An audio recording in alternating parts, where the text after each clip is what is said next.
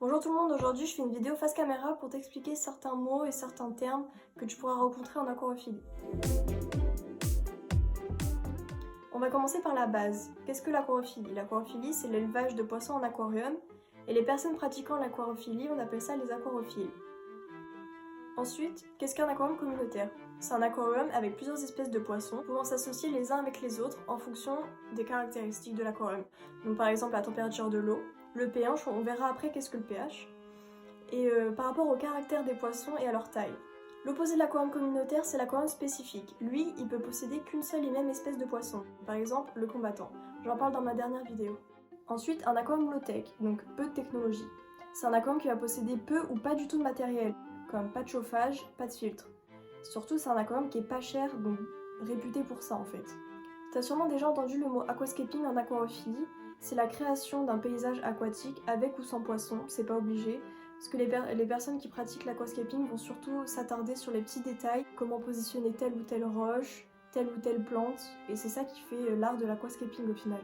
Maintenant on va parler du biotope. C'est le lieu naturel des poissons qu'on va recréer dans un aquarium en fait. On va prendre des plantes et des poissons de la même origine et ayant les mêmes caractéristiques. Par exemple, le biotope amazonien n'aura pas les mêmes caractéristiques que le biotope d'Asie du Sud-Est. Le cycle de l'azote, qu'est-ce que c'est? Un aquarium qui vient d'être mis en eau est presque stérile, ce qui veut dire qu'il n'y a pas assez de bactéries pour pouvoir éliminer l'ammoniac et les nitrites qui sont toxiques pour les poissons. C'est pour ça qu'il faut attendre entre 3 semaines et 2 mois, le temps dépend d'un aquarium à un autre, pour qu'il y ait assez de bactéries afin qu'elles puissent traiter en fait les déchets toxiques pour le poisson. Donc pour ça, il existe des tests pour savoir si l'aquarium a fini son cycle de l'azote. Le cyclage d'un aquarium peut être accéléré par l'ajout de bactéries dénitrifiantes. Les nitrites jouent un rôle dans le cycle de l'azote. Les nitrites sont des sels de l'acide nitreux qui se forment lorsque l'ammoniac a été détruit par les bactéries. Ces mêmes nitrites vont être transformés en nitrates par ces mêmes bactéries. Les nitrates sont moins dangereuses pour les poissons que les nitrites. L'acclimatation, qu'est-ce que c'est? Quand tu achètes un poisson, tu vas pas directement le mettre dans ton aquarium parce que les paramètres de l'eau où lui se trouve et de l'eau de ton aquarium ne sont pas les mêmes, comme par exemple la température et le pH. Et pour lui, ça peut être brutal. Il faut qu'il s'habitue à son nouveau milieu. Donc pour cela, toutes les 15 minutes, tu vas rajouter un peu d'eau de ton aquarium dans le sac où se trouve ton poisson et après tu pourras le relâcher dans ton bac.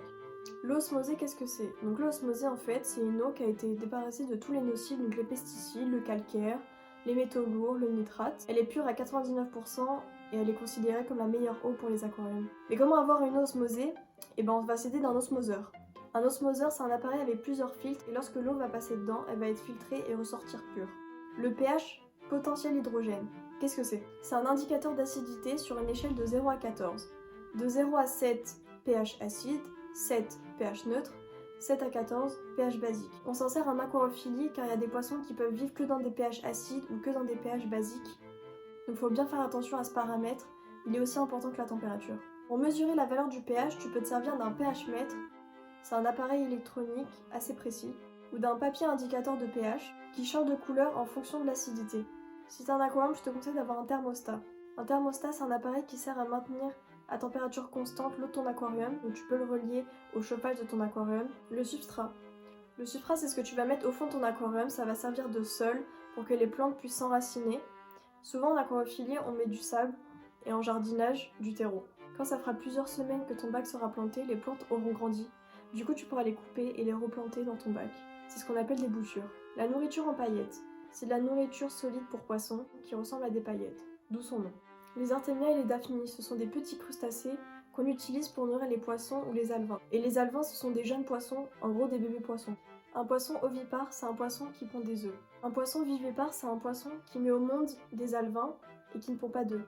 Un poisson ovovivipare, c'est un mélange des deux.